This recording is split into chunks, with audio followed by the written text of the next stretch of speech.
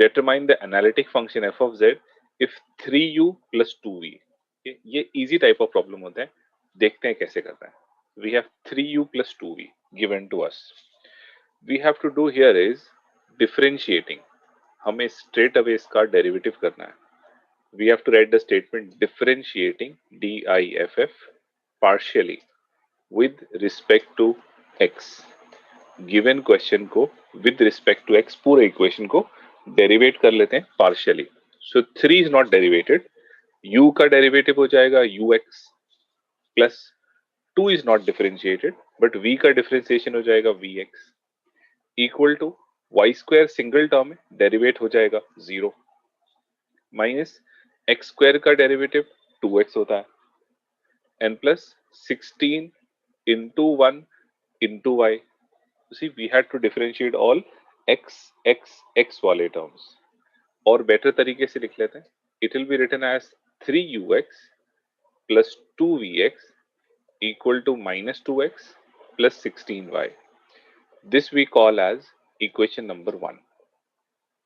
तो ऐसे प्रॉब्लम्स होते हैं ना, au plus bv, u के पहले कुछ मल्टीप्लाइड है, v के पहले अगर कुछ मल्टीप्लाइड है तो आपको उसका differentiation partially with respect to x obtain कर लेना है.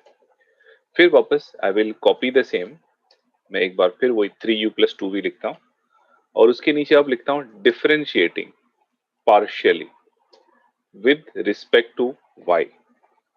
जैसे विद रिस्पेक्ट टू x किया ना, अब विद रिस्पेक्ट टू y भी करते हैं. वी हैव 3 कांस्टेंट, u का डेरिवेटिव uy हो जाएगा प्लस 2 कांस्टेंट, v का डेरिवेटिव vy, फिर y square gets derivated as 2y, x square का डेरिवेटिव 0 इस बार प्लस 16x और इनटू y का डेरिवेटिव 1. तो पहले विद रिस्पेक्ट टू x किया था, अब विद रिस्पेक्ट टू y कर लेते हैं. But we have a change now. हम यहाँ रीजन लिखते हैं बट हम लोग जानते हैं कि ux can always be replaced with vy and uy can always be replaced with minus vx. ये चेंजेस यहाँ पर लाना है. मतलब you don't write uy, instead of uy what you write is equals to minus vx. फिर आप vy मत लिखो, vy की जगह चेंज कर दो ux. तो ये सेकंड वाले डिफरेंशिएशन के बाद ये चेंजेस लाना है. 3 इंटू uy की जगह you must write minus vx plus 2 into vy की जगह आपको लिखना चाहिए ux equal to 2y plus 16x. Organise them properly. पहला टर्म है ना, ux लिखना चाहिए, तो I should write 2ux first minus 3vx as a second equal to x वाला टर्म पहले 16x and plus 2y. Now this is proper. अब इसको हम लोग बुलाते हैं इक्वेशन नंबर 2.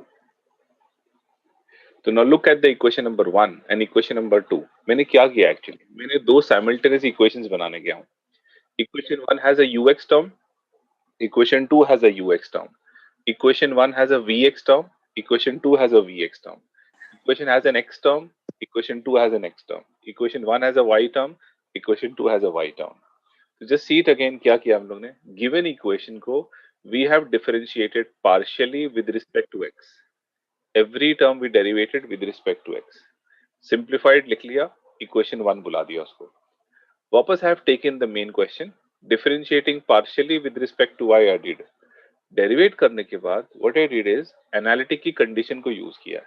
भाई ui क्यों, ui की जगह रिप्लेस कर दिया माइनस vx, vy को रिप्लेस कर दिया ux. व्हाट फॉर, ताकि हमें इक्वेशन 1 एंड इक्वेशन 2 साइमल्टेनियस मिल जाए.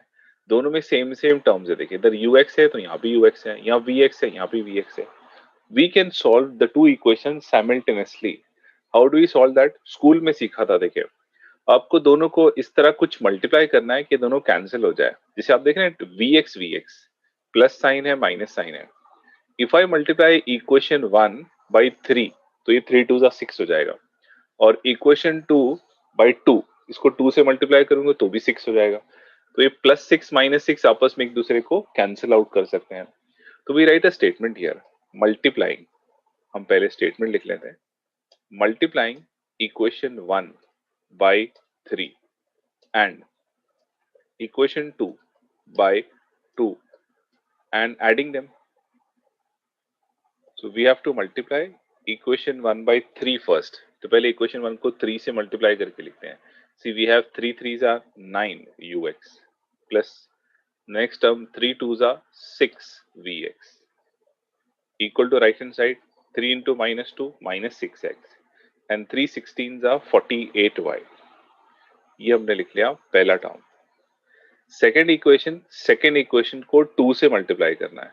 सो we get 2 2s are 4 ux minus we have 2 3s are 6 vx equal to 2 16s are 32x and then 2 2s are 4y. ये मैं कर लेता हूं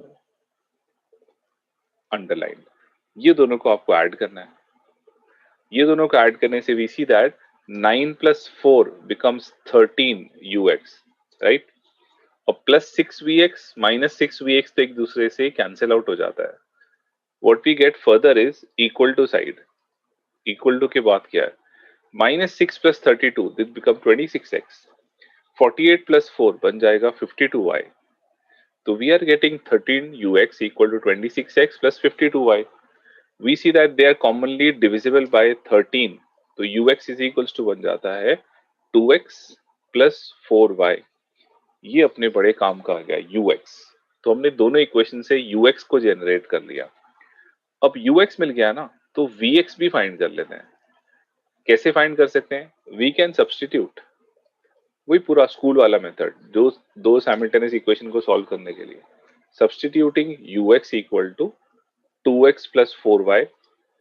कोई भी इक्वेशन में डालो. चलिए इक्वेशन 2 में डालता हूँ. आइदर इन इक्वेशन 1 और इन इक्वेशन 2 कहीं भी पुट करो. तो I am using equation 2. I will write here 2 times. उसके बाजू में ux की क्वांटिटी है 2x plus 4y minus 3 times we have a vx and equal to 16x plus 2y. So let us simplify. Come on, you should try it. You should try simplifying it. Try to get vx का answer क्या होगा. Open the bracket, simplify करो. I'll give you some time. Try yourself. Multiply 2 inside to the bracket. सामने ले जाओ. Subtract करो. -3 से divide होगा. तो vx क्या बनता है? Find that out. ux and vx हमें फाइंड करना है. ये एम है. This is our aim to find out ux and vx.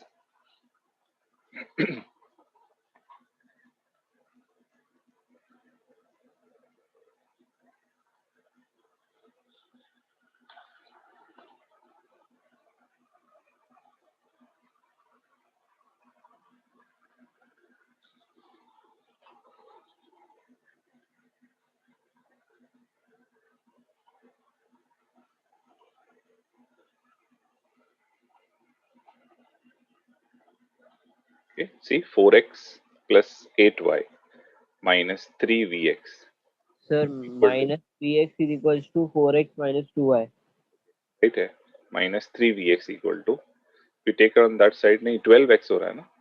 नहीं सर, को मतलब सब्स्टिट्यूट होने के बाद वो 3 को dividing by 3. Right, right. 12 minus 6y हो रहा है. And then you divide by -3, it makes it vx equal to minus 4x and plus 2y, right. ux is 2x plus 4y, तो vx मिला minus 4x plus 2y. ux vx से ही तो अपना fz बन सकता है. इनफैक्ट fz से पहले we will have to find out f dash z. fz से पहले आपको पहले f dash z लिखना पड़ेगा, because we are about to use Mill-Thomson method. f dash z is ux plus ivx. You have ux found out. ux मिला अपने को 2x plus 4y plus i vx मिला है -4x plus 2y. ux vx मिल जाता है तो हमें पता है f dash z मिल जाएगा, because we have now Mill-Thomson method to solve. MT method, Mill-Thomson method.